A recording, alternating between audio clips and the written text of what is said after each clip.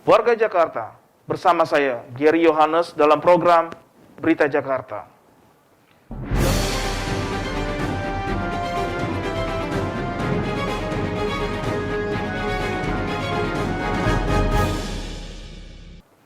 Dalam edisi minggu ketiga di bulan Februari 2021 ini, kami akan menampilkan berita-berita informatif pilihan redaksi yang dapat menjadi referensi khususnya bagi warga Jakarta.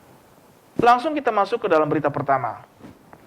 Dinas Perhubungan DKI Jakarta memberlakukan low emisi zone atau kawasan emisi rendah di kawasan Kota Tua, Jakarta Barat. Pemberlakuan ini dimulai sejak tanggal 8 Februari 2021. Salah satu upaya yang dilakukannya adalah dengan memperlakukan penataan kawasan lalu lintas di sekitar kawasan Kota Tua. Pemerintah Provinsi DKI Jakarta menjadikan kawasan wisata Kota Tua sebagai kawasan rendah emisi, karena kawasan ini merupakan lokasi objek revitalisasi kawasan besar. Konsep penataan yang baik akan semakin mendorong masyarakat tertarik untuk mengunjungi kawasan Kota Tua. Dengan tingginya aktivitas masyarakat di kawasan ini, Pemprov DKI Jakarta ingin menjamin juga penyedia kualitas udara yang baik bagi pengunjung. Salah satu upayanya adalah dengan melakukan rekayasa lalu lintas untuk kendaraan yang biasa melewati kawasan Kota Tua. Kendaraan pribadi baik roda 2 maupun roda 4 serta angkutan barang tidak diperkenankan melalui ruas jalan di kawasan rendah emisi, kecuali kendaraannya telah lulus uji emisi dan mendapatkan stiker khusus. Sejak pemberlakuan Dinas Perhubungan DKI Jakarta terus melakukan evaluasi dari kebijakan rekayasa lalu lintas. Simpul-simpul kemacetan yang timbul satu persatu telah berhasil diurai. Yang baru diaplikasikan hari ini adalah dengan mengalihkan arus lalu lintas dari pintu besar selatan yang biasanya langsung ke TL ASMK.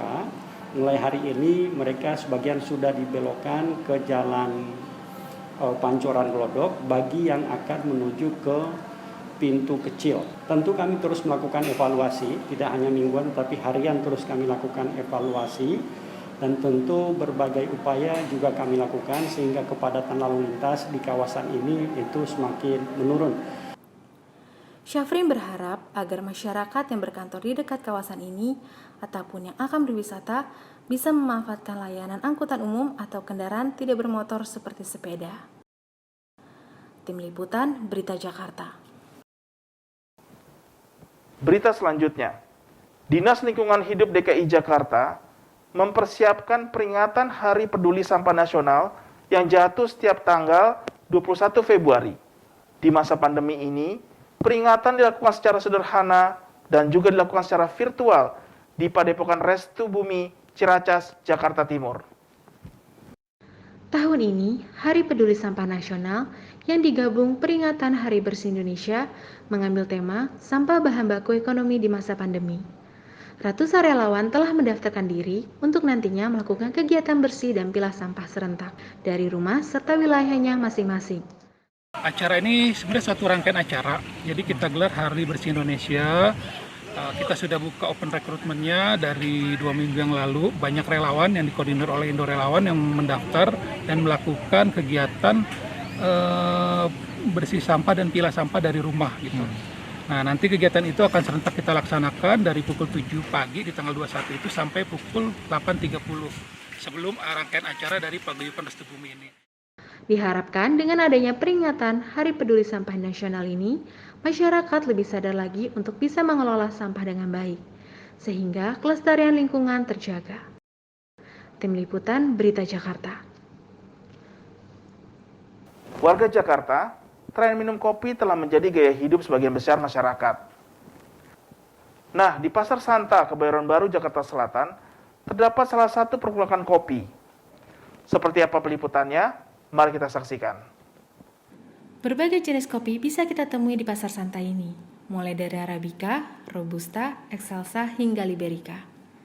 Sementara untuk harga kopi-kopi yang dijual di Pasar Santa ini cukup terjangkau, mulai dari Rp60.000 hingga Rp500.000 per kilogramnya. Di tengah pandemi COVID-19 ini, inovasi pemasaran dilakukan oleh para pedagang kopi agar bisa tetap bertahan. Inovasi sendiri ada nggak sih Pak saat pandemi? Oh ya, pertama-tama agak ngedrop tuh, kita pakai Gojek, pakai JNE, jadi orang kan nggak boleh berkerumun tuh, ya kan. Nah, terus yang kedua memang ekonomi lagi begini, kita strategi marketing ya sedikit turunin harga. Buat Anda pecinta kopi, tidak ada salahnya mengunjungi Pasar Santa. Karena di sini Anda juga bisa belajar proses membuat produk kopi lebih nikmat. Tim Liputan, Berita Jakarta. Demikian Berita Jakarta, edisi minggu ketiga bulan Februari 2021. Saya Gary Yohanes, sampai jumpa.